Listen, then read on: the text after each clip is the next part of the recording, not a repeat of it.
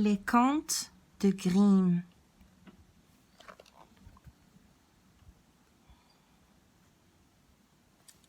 Cendrillon. Il était une fois un homme très riche qui était marié à une femme très malade.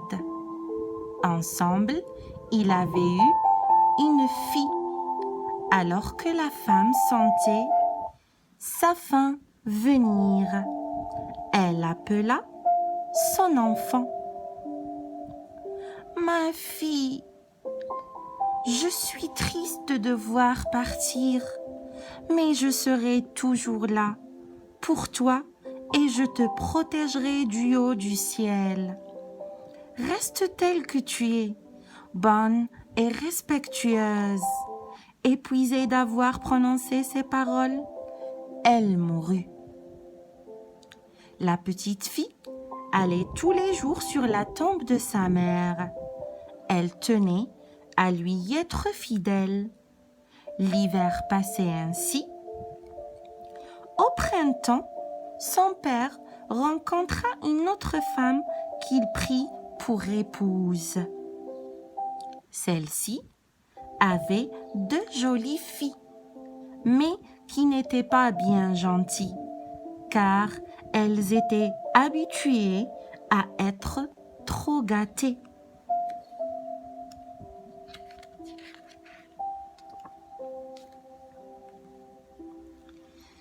Elle traitait la fillette de suyon, lui laissant comme seul vêtement un vieux tablier et pour se chausser des sabots. « Si mademoiselle veut bien vous suivre, » lui disait-elle en ricanant, la laissant dans la cuisine. Le quotidien de la jeune fille était devenu labeur et travaux domestiques pour satisfaire ses sœurs. Les 2 filles faisaient preuve d'une grande imagination pour se moquer d'elle, en lui laissant trier les lentilles qu'elle avait laissées tomber dans la cendre.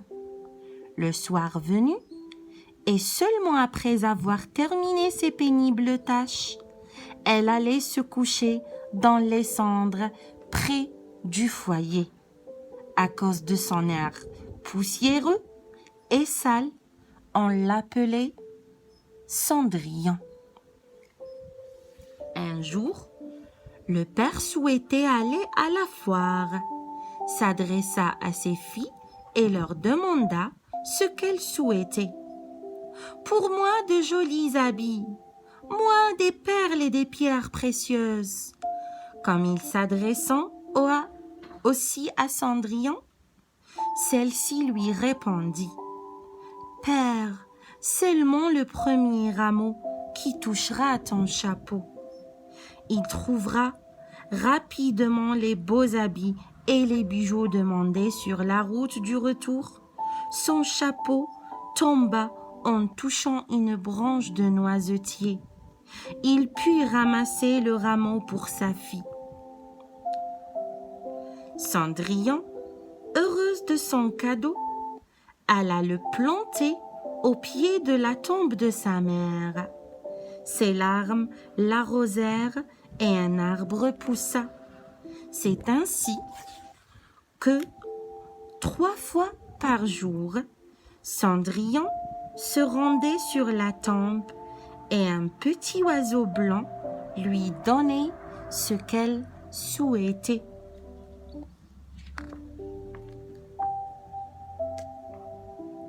Le roi, qui avait un fils à marier, décida de donner une fête qui devait durer 3 jours. Quand elles apprirent la nouvelle, les 2 sœurs exigèrent de Cendrillon de les peigner et de brosser leurs souliers. « Et ajuste les boucles, nous devons être parfaites pour le bal. » Cendrillon obéit tristement, car elle aurait souhaité se rendre elle aussi à cette fête et faire la rencontre du prince. Elle insista auprès de sa belle-mère pour s'y rendre également. Cette dernière se moqua d'elle. « Comment veux-tu te présenter ainsi devant le prince? Tu rêves, ma petite fille. Va plutôt trier les lentilles que j'ai jetées dans les cendres. Si tu réussis, tu pourras te joindre à nous. »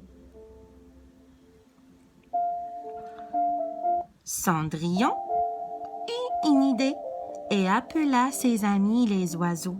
« Petits oiseaux, chéris, pigeons et tourterelles fidèles, aidez-moi à trier ces graines. » C'est ainsi que tous les volatiles trièrent une à une les graines dans les cendres. La jeune fille, la besogne terminée et les oiseaux envolés. Ce fut une joie d'annoncer qu'elle pourrait venir avec sa belle-mère et ses 2 sœurs. Seulement, la méchante femme lui imposa de trier 2 grands plats de lentilles qu'elle s'était empressée de jeter. De nouveau, Cendrillon fit appel aux gentils oiseaux. « Petits oiseaux chéris, pigeons et tourterelles fidèles, aidez-moi à trier ces graines. » Les oiseaux vinrent aider leurs chers amis et s'envolèrent. Dès qu'ils eurent fini, toute joyeuse, Cendrillon courut, retrouva sa belle-mère et lui annonça la nouvelle. Mais, décidément, cette femme était vraiment méchante. « Tu y es vraiment naïve, ma pauvre Cendrillon. Habillée en soyon, tu espérais pouvoir venir. » Elle se mit à rire et partit avec ses filles.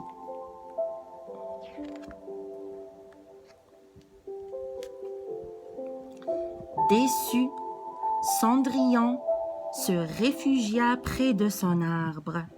Ne perdant pas espoir, elle s'adressa à lui.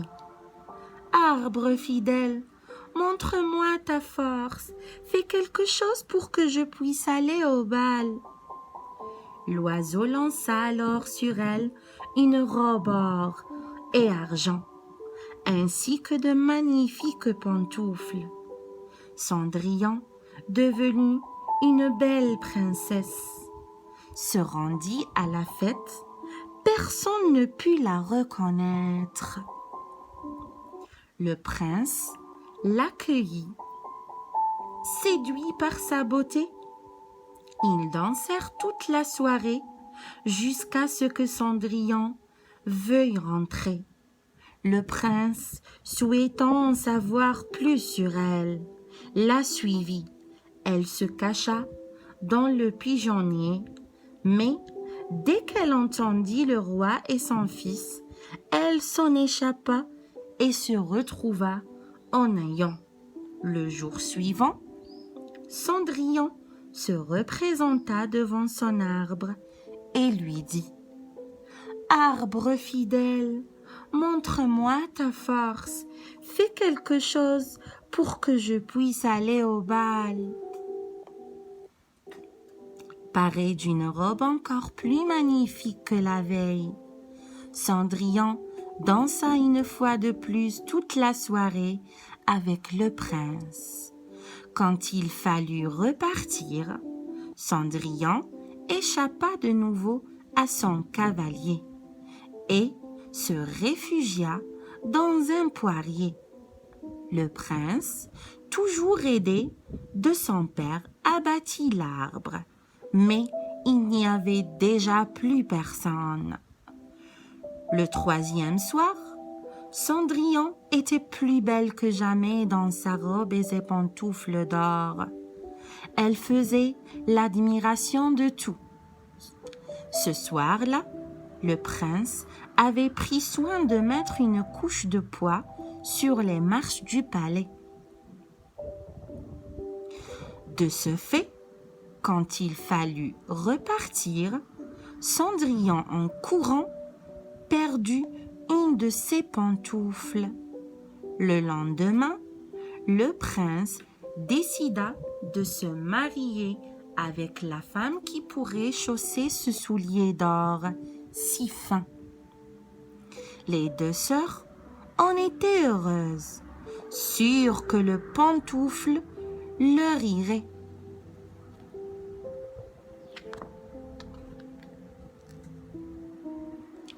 Découvrant que la pantoufle était pour elles trop petite, l'une et l'autre, sur le conseil de leur mère, voulurent se couper le pied afin de pouvoir épouser le prince. Toutefois, le prince, découvrant la supercherie, demanda si les deux sœurs étaient les seules filles qui habitaient cette maison. Le père répondit: « Il y a bien la fille de ma première femme, mais c'est une pauvre Cendrillon toute sale. »« Eh bien, faites-la venir, s'écria le prince. Enfin, prince, elle est loin d'être présentable. Le prince insista. Cendrillon se présenta devant le fils du roi et réussit à enfiler la pantoufle en or. Le prince reconnut sa belle et s'écria: « Voilà ma fiancée !» Le mariage fut rapidement célébré. Les deux méchantes sœurs jalouses voulurent empêcher cette union avant de se rendre à l'église.